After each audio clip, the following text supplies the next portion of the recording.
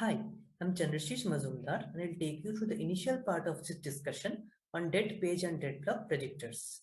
This work is a joint contribution with my friend and co-author Prachatosh Mitra and our advisor Dr. Arkaprabha Basu. Let's get started with a high-level overview of what this work is about. As many of you already know, dead blocks in caches have been well explored in literature. We start by exploring and characterizing dead pages in the last level TLB or LLT, which here refers to the L2 TLB. In the process, we design and evaluate a dead page predictor for the LLT named dbpred. Subsequently, we observe that dead pages in the LLT and dead blocks in the LLC are correlated. And finally, we use this observation to build an efficient dead block predictor for the LLC named cbpred, which uses dead page information provided by dbpred. Before proceeding further, let's do a quick background review of dead blocks in caches. The diagram here shows the lifetime of a typical cache block. It's inserted at fill time. It may receive 0 or more hits, and then at some point it will have its last access. The time duration between fill of a block and its last access is known as lifetime for the block, which is shown in green, whereas the time duration between last access and eviction of a block is termed as its dead time. And any cache block after crossing its last access time is termed as a dead block. We note that dead blocks waste cache space because they don't contribute to cache hits. Previous works have shown that up to 86% of blocks in the LLC can be dead at any point of time. There have also been works which have built dead block predictors or DBPs to predict dead blocks in the LLC.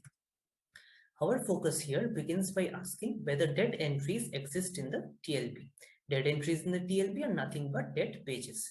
TLB is a cache-like structure that stores mappings between virtual addresses and physical addresses. We focus on the last level TLB or the LLT because LLT misses entail long latency page forks which are costly and may take hundreds of cycles. To answer this question, we use memory-intensive applications which are shown on the x-axis in this graph. On the y-axis, we have the percentage of LLT entries that are dead at any point of time. We find that on average across applications, 82% of LLT entries are dead at any point of time. Having established that the LLT has a lot of dead pages, we try to characterize these dead entries, and that leads us to a special class of dead entries known as dead on arrival entries or DOA. DOA entries are those that are inserted into the TLB or cache at fill time, receive no further hit during their stay in the TLB or cache before being evicted out. A natural question to ask now is what fraction of LLT dead pages are DOA? On the y-axis in this graph, the blue bars show the percentage of LLT evictions that are DOA, meaning that these entries did not receive a single hit while inside the LLT. We also analyze a different class of LLT dead pages, which we term as mostly dead pages. For these entries, the dead time was greater than lifetime inside the LLT. We find that across applications, DOAs dominate in the LLT, and on average, around 70% of LLT pages are DOA at the time of eviction. To put these numbers in perspective, let's shift to the LLC for a while and ask what fraction of LLC dead blocks are DOA and mostly dead. Similar to previous researchers, we also find that the LLC contains a significant number of dead blocks, but interestingly, the percent of DOA LLC blocks is slightly lower than that of the LLT, but still the fraction is significant at 50%. An obvious question now is that why is the DOA percentage higher in the LLT? The answer to this lies in the fact that typically an LLT has fewer entries. For example, the typical number is 1024 and it may range up to a maximum of around 2000. Whereas for a 2MB LLC, the number of entries is as high as 32,768. This is essentially because the block size is much smaller than the page size. And as a result, the lifetime of an LLT entry is smaller than the lifetime of an LLC entry. And hence, each LLT entry has a higher chance of being evicted out of the LLT without receiving a single hit. Thus, LLT entries have a higher probability of being DOA. And our experiments show that the typical lifetime of an LLT entry is around 4 to 5 orders of magnitude lower than the lifetime of an LLC entry. Next, we make the following important observation that dead pages in the LLT and dead blocks in the LLC are not completely orthogonal. And this observation is not surprising in hindsight. Because firstly, An address lookup precedes a data lookup, and it's not unlikely that when there is an LLT miss, the cache block also misses in the LLC. Secondly, we have already discussed that both the LLT and LLC have a significant fraction of DOAs. A natural question to ask now is, how many DOA blocks fall in DOA pages? The table here has the numbers for the same, and we find that on average, around 72% of LLC DOA blocks correspond to LLT DOA pages. In other words, if an LLC block is part of an LLT DOA page, there is a high chance that the LLC block will be DOA in the LLC as well. To summarize what we have seen so far, firstly, the LLT has a lot of dead entries, most of which are DOA. Secondly, even though the number is slightly lesser than that of the LLT, still the fraction of DOAs in LLC is also significant. And finally, we found that the LLC DOA blocks often correspond to LLT DOA pages. Based on these insights, let's now state our objectives. Firstly, we want to create a dead page predictor for the LLT, which is the L2 TLB here. Naturally, we'll focus on DOAs since DOAs dominate in the L2 TLB. The main challenge is the limited storage budget that the TLB predictor will have. This is because the typical TLB size with 1024 entries is not more than 10 kilobytes, and hence any predictor that requires more than a couple of kilobytes of overhead will be meaningless. Secondly, we want to build a DOA predictor for the LLC, but interestingly, this LLC DOA predictor will be guided by information that the TLB dead page predictor DPPred will provide to it.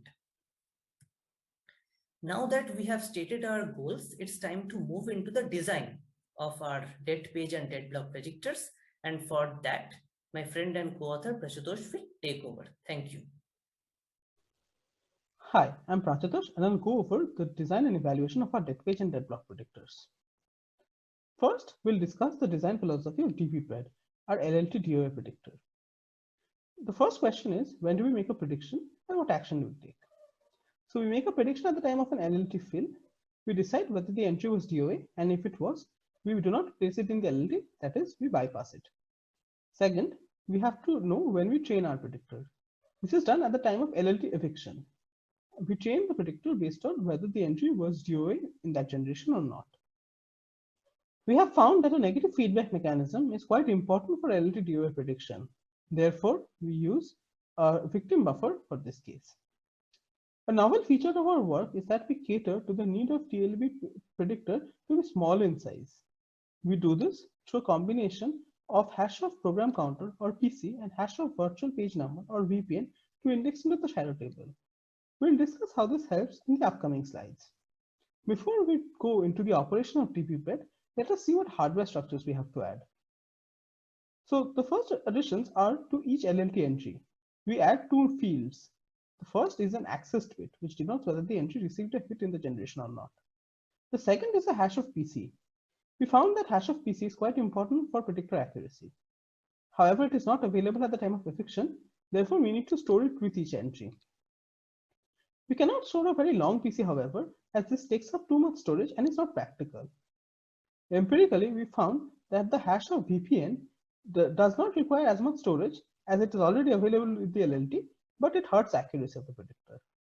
We decided to strike a balance between storage and accuracy and chose to go with a two-dimensional history table indexed by both hash of PC and hash of VPN. Each entry in the history table is a 3-bit counter. There is a threshold that we will compare this counter to for bypassing decisions. Our victim buffer is called the shadow table. We store the two recently bypassed LLT entries in this structure. Overall, we add around 1300 bytes, just above 10% of a 1024 entry LLT. Now we'll go over the operation, starting with what happens on an LLT lookup. So if the lookup is a hit, then we simply go into the LLT and set the access bit for that entry.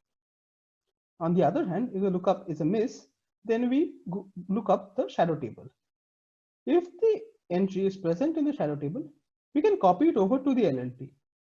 After this, we delete the entry from the shadow table, index into the history table with the hash of the VPN, and then flush all the entries corresponding to that.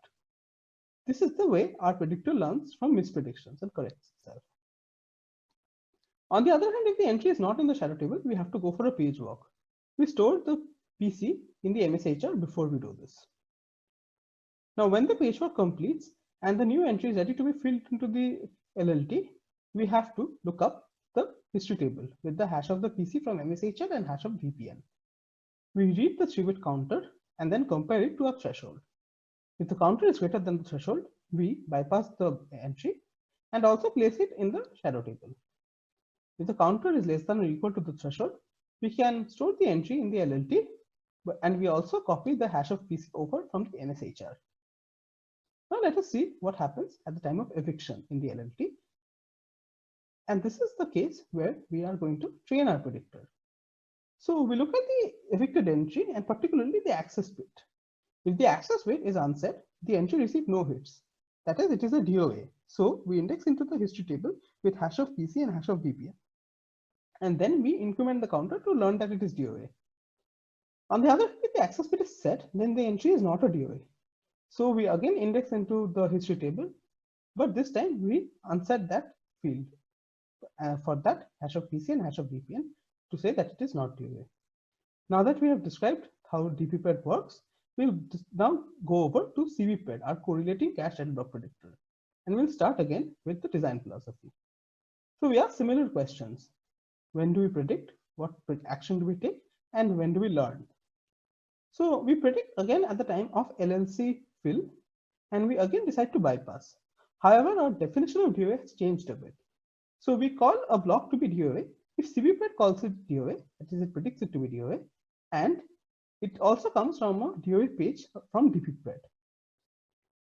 Our training is also similar. We do it at the time of LLC evictions, but only on the subset of blocks that come from DOA pages according to DPPred. We have observed a correlation between DOA pages and DOA blocks and use this for a filtering effect. CVPred chooses only to predict on blocks that come from DOA pages according to DPPred. This allows us to get away with a much smaller predictor, and we do not have to store metadata such as PC. We therefore reduce storage without compromising on accuracy. Now we'll again see what hardware structures we're adding to CVPred. There are again two fields added to each LLC block. First is the access bit, which is same as the one added for DPPred. The second is the DP bit. This indicates whether we can make predictions on the block or not.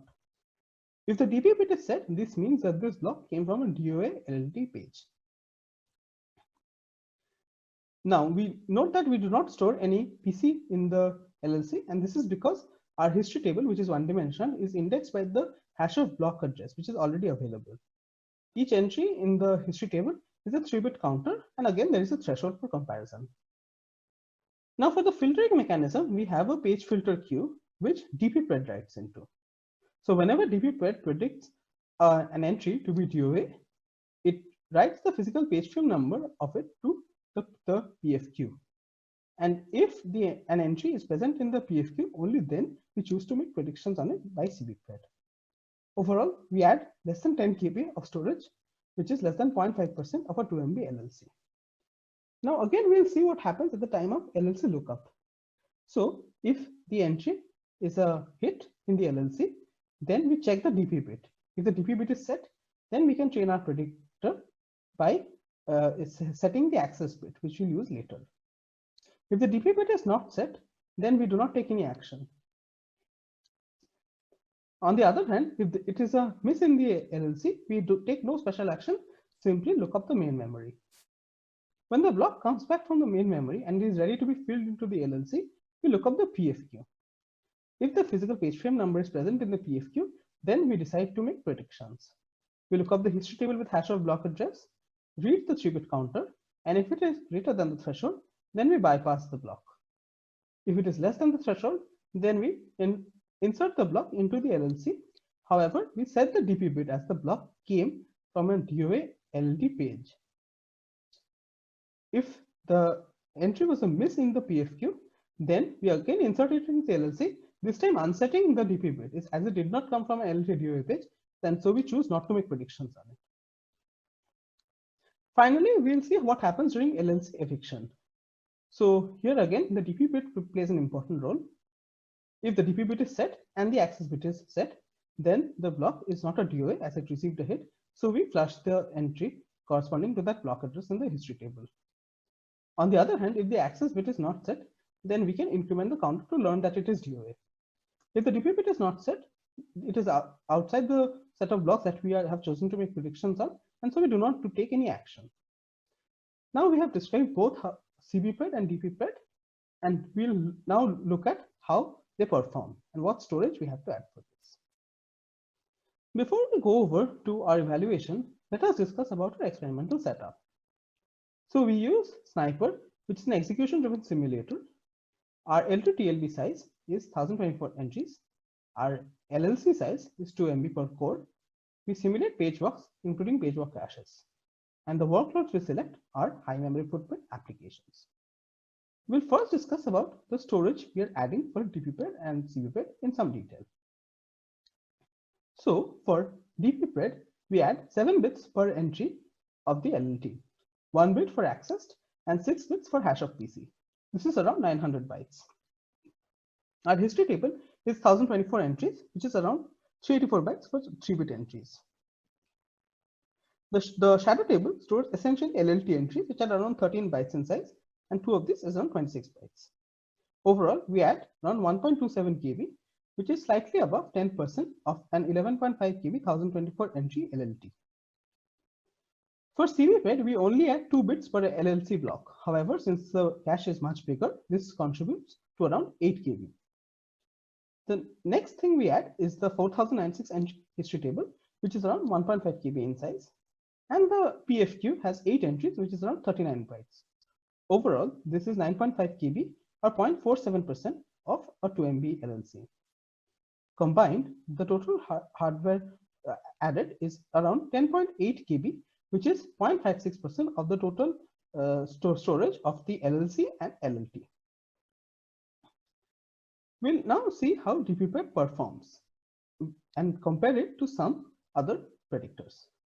So the x-axis shows the benchmarks we have used for our experiments, and the y-axis shows the IPC normalized to a baseline of LRU.